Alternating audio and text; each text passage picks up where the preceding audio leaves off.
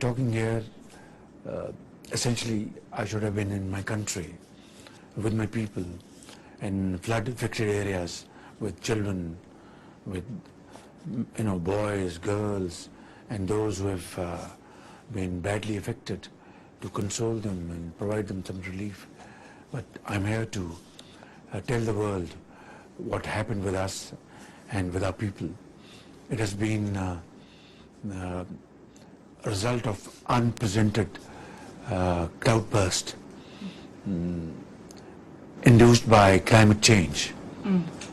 Therefore, it's none of our doing or our making. Our carbon emission is less than 1%.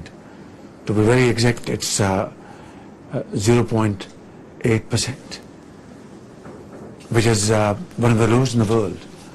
But we are rated as one of the most vulnerable countries. I mean, probably the first 10 countries were most vulnerable. And in these days, 33 million people have been affected. 1,500 people died, including 4 children. Standing crop on 4 million acres all washed away. 1 million houses completely damaged, and hundreds and thousands partially damaged. How will this change the conversation at COP27 and your leadership at the G7? Well, I've spoken to leaders here yesterday and today. I was very happy to meet Secretary General today again, who visited Pakistan and saw this calamity with his own eyes. And he said, Prime Minister Shareef, it is unbelievable. I mean, he is a man who has been dedicating his life for humanitarian cause for many years. He said he has never seen this kind of climatic situation in his life, and the entire country looked like sea flowing all over the provinces of Pakistan. Will this change the loss and damage debate? Yes, most definitely. Yesterday and today, leaders have touched this subject in their speeches. President Biden, I'm very grateful to him. He spoke about Pakistan and Pakistan's plight. Other leaders, President Tayyip Erdogan, President Macron, and many other leaders have discussed and openly said that Pakistan never needed support and help more than ever before at this point in time. And this shows the intentions and sincerity of global leaders. But I think it should come very fast, because time is running and we are racing against time. Waterborne diseases, 3 million children exposed to these threats, malnutrition, diseases, temperatures, and all kinds of exposures they are facing.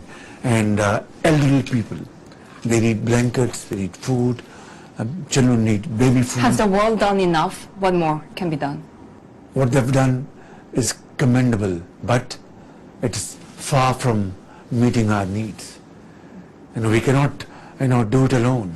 We cannot cough out resources from our own pocket, which are already insufficient to meet our pressing needs of ordinary life. We need additional funds. The loss is $30 billion, the first estimate.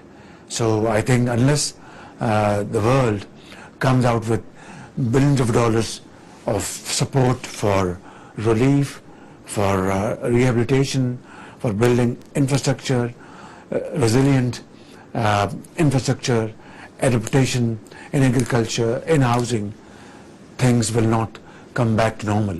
And I need to put our economy back on trail. I need to put our millions of people back in their homes. busy again with ordinary life in agriculture, in industry, and getting jobs back. What are you telling international players looking at Pakistan right now, because there's a lot of concern about the debt obligations also coming up? Yep, exactly. We are going to have debt obligations next month and month after. And Are you going to be able to make that? we have requested Secretary General today. We have spoken to European leaders and other leaders to help us in Paris Club, to get us moratorium, relief. Unless we get substantial relief, how can the world expect from us to stand on our own feet? It is simply impossible, next to impossible. The world has to stand by us. And there is a yawning gap between our asked and what is available. Please, through your cameras, have this yawning gap bridged, and bridged very quickly at lightning speed. Otherwise, time and tide wait for none. Debt swaps, debt suspensions, are those A disaster in is discussions waiting for right us now? in the shape of epidemic.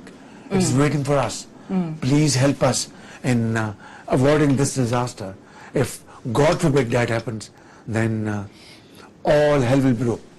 Who's helping you right now? We know that a lot, All you have hell will very break, I'm telling friendly you. countries, All hell will especially. break, I'm telling you.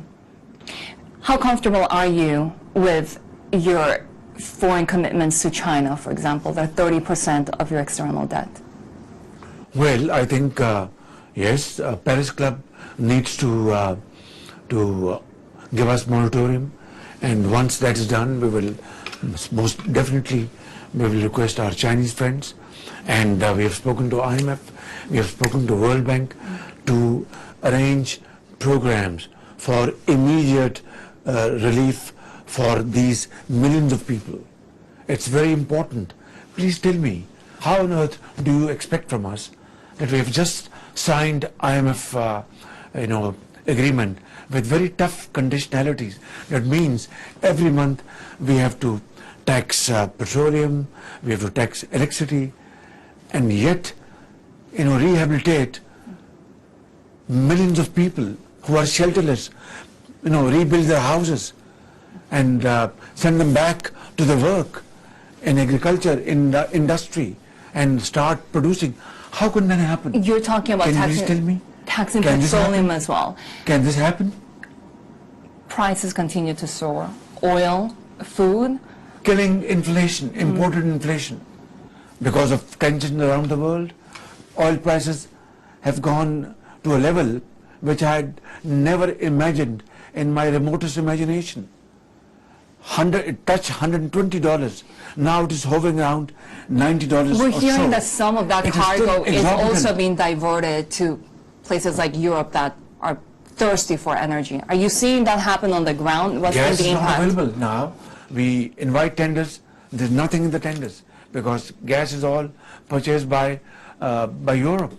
And if we are not able to provide gas to warm people's houses during winter, and their stoves and their workplaces, universities and medical institutes, we'll be in deep trouble.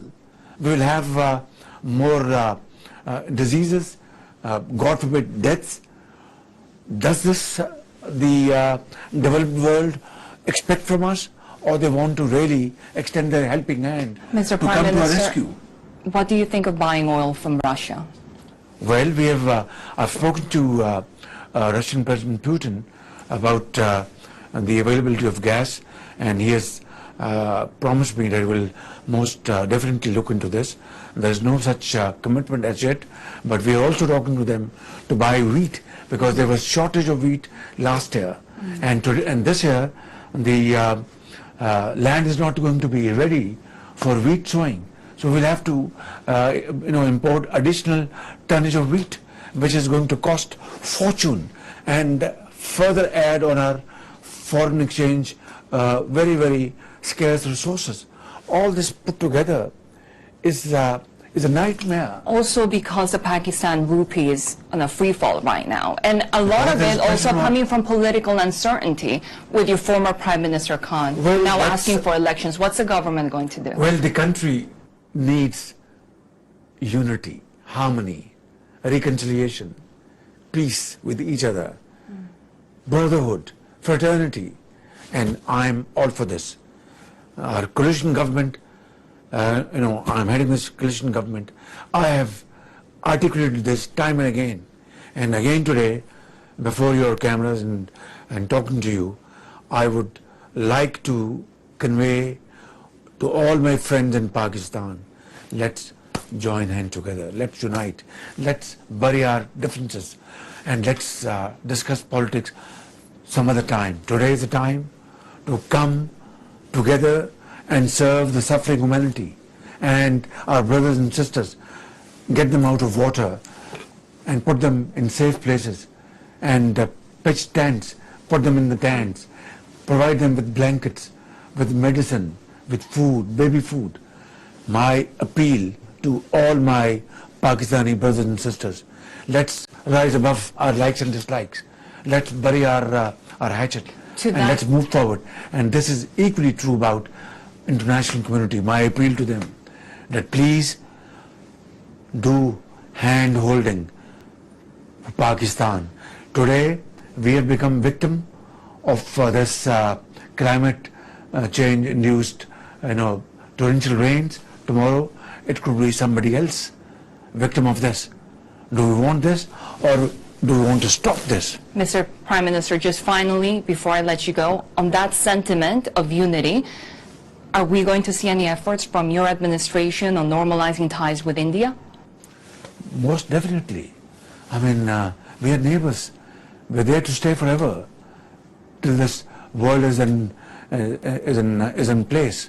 I mean, the point is that if we are neighbors not by choice, we are there to stay forever. So it's up to us. The choice is ours to live like peaceful neighbors, or neighbors who keep on fighting with each other every now and then. I don't think this is an option. The only option is that have peace, so that we can save our resources to feed our people, promote education, health. But that can come once we start talking to resolve our relations, to resolve our issues, problems. Kashmir is number one on the table. And if India wants to talk to us on that count, we are ready. But it takes two to tango.